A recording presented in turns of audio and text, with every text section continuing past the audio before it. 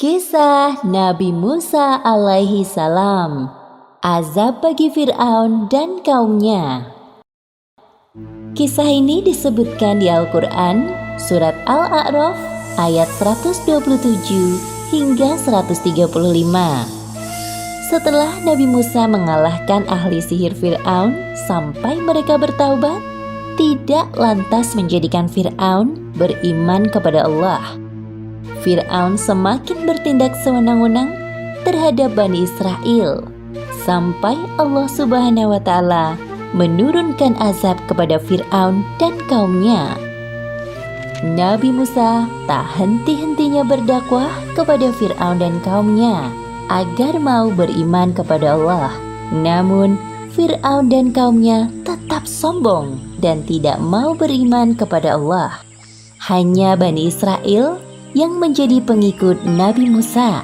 Wahai Fir'aun, aku tidak meminta kekuasaan atau kekayaanmu sedikitpun. Aku hanya mengajakmu untuk beriman kepada Tuhan Allah. Wahai Musa, akulah Tuhanmu yang sebenarnya. Seharusnya engkau yang beriman kepadaku. Hari demi hari, penderitaan kaum Bani Israel semakin berat. Mereka dijadikan budak dan pekerja kasar tanpa upah. Setiap orang yang berani melawan perintah Fir'aun atau tidak mau menyembahnya akan dihukum mati, termasuk membunuh anak laki-laki dari kaum Nabi Musa. Wahai Musa, kami sangat menderita hidup di Mesir ini. Bukankah engkau adalah utusan Allah?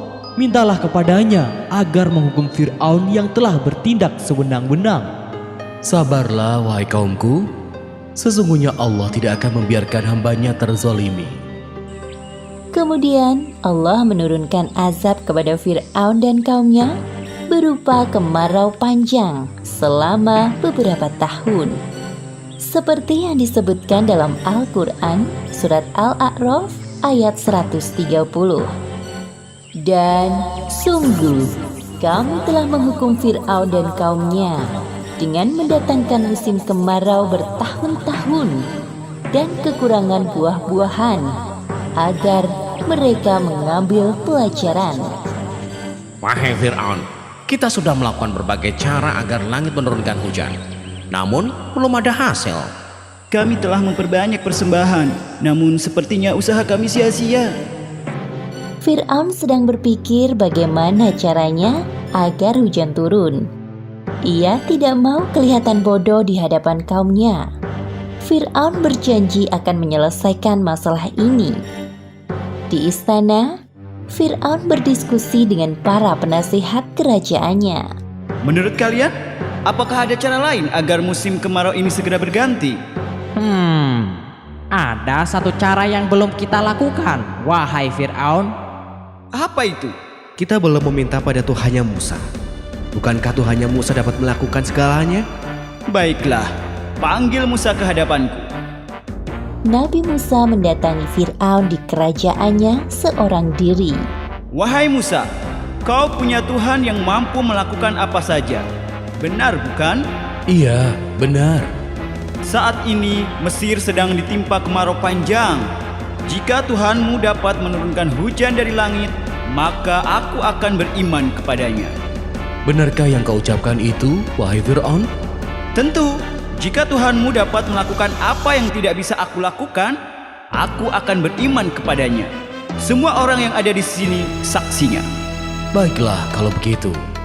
Nabi Musa berdoa kepada Allah di hadapan Fir'aun dan para penasehat kerajaan.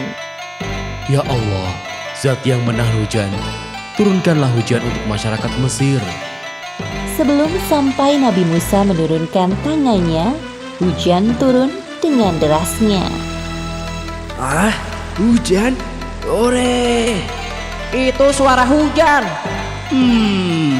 Memang sudah sekarang saatnya hujan turun.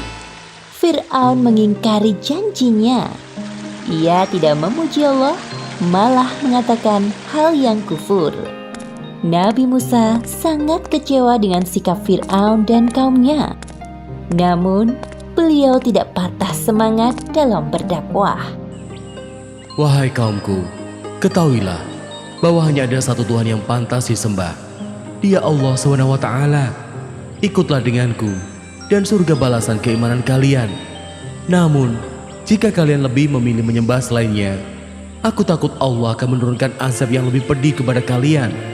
Wahai Musa, bukti apapun yang engkau bawa, kami tetap tidak akan beriman kepadamu maupun ajaranmu. Benar apa katanya. Fir'aun satu-satunya Tuhan kami. Setelah panen melimpah, hujan tak kunjung berhenti. Lalu muncul angin topan yang dahsyat. Sebagaimana disebutkan dalam Al-Quran surat Al-A'raf ayat 133. Maka kami kirimkan kepada mereka topan, belalang, kutu, katak dan darah.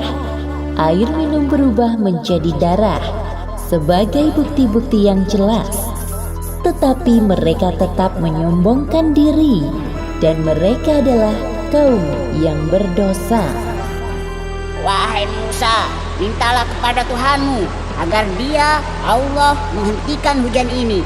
Kami berjanji akan beriman kepada Tuhanmu. Kemudian Nabi Musa berdoa kepada Allah dan hujan pun berhenti. Kemudian Allah juga menumbuhkan tanaman dan buah-buahan di kebun mereka. Namun ternyata mereka mengingkari janjinya. Inilah yang sesungguhnya kami inginkan. Beberapa hari berikutnya, Allah mengirimkan belalang di kebun-kebun mereka hingga semua tanamannya mati. Wahai Musa, sekali lagi kami mohon, mintalah kepada Allah agar mengusir belalang-belalang ini dari kebun kami. Maka kami akan beriman kepada Allah dan membiarkan Bani Israel pergi bersamamu. Kami bersungguh-sungguh. Nabi Musa kembali berdoa kepada Allah. Setelah Allah menghilangkan belalang di kebun mereka mengingkari janjinya lagi. Kejadian itu terulang sampai Allah menurunkan kutu-kutu pada hasil panen mereka.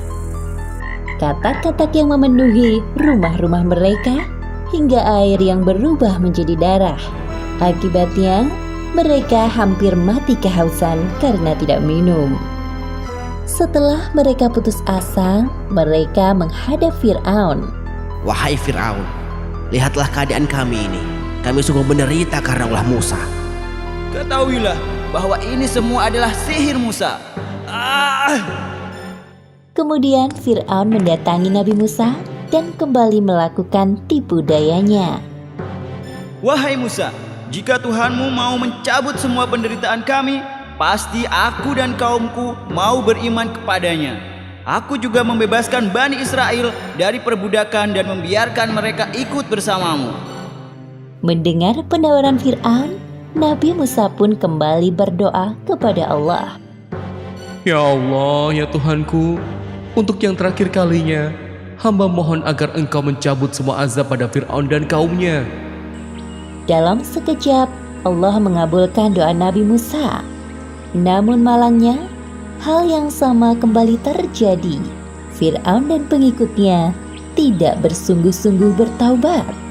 Nabi Musa merasa sangat sedih karena usahanya selama ini sia-sia. Demikianlah akhir kisah azab bagi Fir'aun dan kaumnya.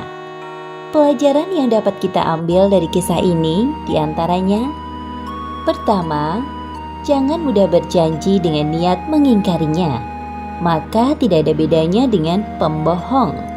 Kedua, hendaknya kita bersungguh-sungguh saat bertaubat kepada Allah. Dan ketiga, Allah tidak menyukai hambanya yang memiliki sifat sombong, karena kesombongan akan mengantarkan diri ke neraka. Wallahu a'lam bishawab.